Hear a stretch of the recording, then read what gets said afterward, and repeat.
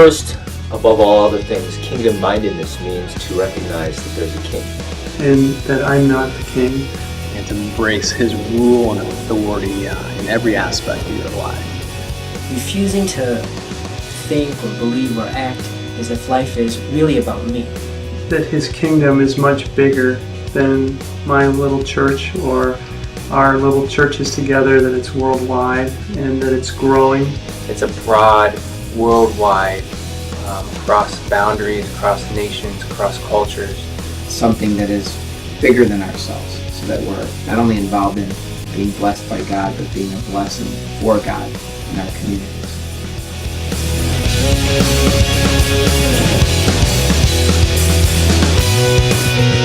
One of the greatest challenges is time constraints, because I think there's so much going on in churches today that it's really hard to squeeze in things that seem to most people like extracurricular activities.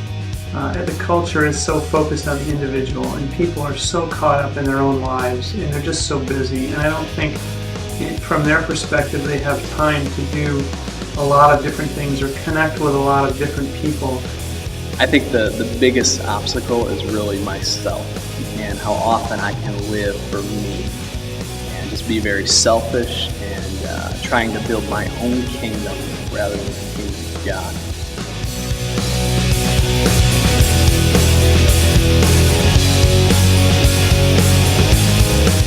I think the biggest blessing has been meeting other pastors who have a similar vision for the community. Honestly, it's one of the highlights of my month. I love all you guys. I'll try not to get emotional as I talk right now. I just am excited to know and see other guys who have a heart that is similar to mine, and that they want to pursue Christ. They want to see God's kingdom come to this community. Guys who don't want to just get together and pray for each other and bless each other, but guys who want to get together and are asking questions like, what can we do in our community that goes beyond our church? I'm refreshed all the time by the like-mindedness and the godliness of the men that I've met in this fellowship. But just really to see our like-heartedness and like-mindedness and how we sharpen each other. I really have been blessed, just personally, and my family. I find in my brothers a real earnest evangelistic spirit that's awakened something in me that I think church life sometimes starts to put to sleep. I feel like I'm a better pastor as we get together and pray for one another's churches and get together and pray for the community. It's just been a really positive thing.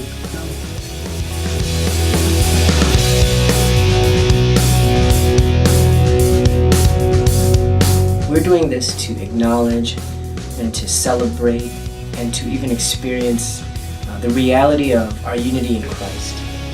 I think us pastors, we've talked about that we're not competing against each other, but we're on the same team. We're working together. There are times in life where we need those events that we're larger groups of people get together, and it reminds us how God is working across a larger pool of people than we may always think of. It's also to tear down the walls of competition and territorialism that seem to exist even between churches. And I think that also helps people in the community see that we are not competitive, but we really are family. And I really believe God is doing something amazing. And we're just at the beginning of it, and we're going to see great things that He's going to do in our community through us.